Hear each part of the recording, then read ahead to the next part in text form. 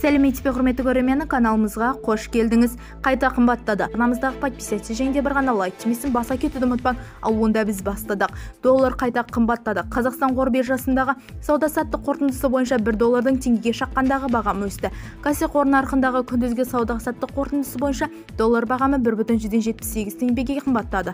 Бір ақш долларының орташа бағамы 445,199 теңге. Ресей рублінің орташа салыстырғандағы құны 5,187 теңгені құрап отыр. Ұлттық банктың 11 және 12 мамырдағы ресми бағамы 1 долларға 444,122 теңге. Курс.кз мәліметінше дәл қазіргі уақытта Алматының ақша айырбастау пункттерінде доллардың сату бағамы 444,5 теңге, сатып алу құны 447,5 теңгені құрап отыр. Ал Астана қаласы бойынша сату бағамы 443,5 теңгеден, ал сатып алу құны болса 447,5 теңге.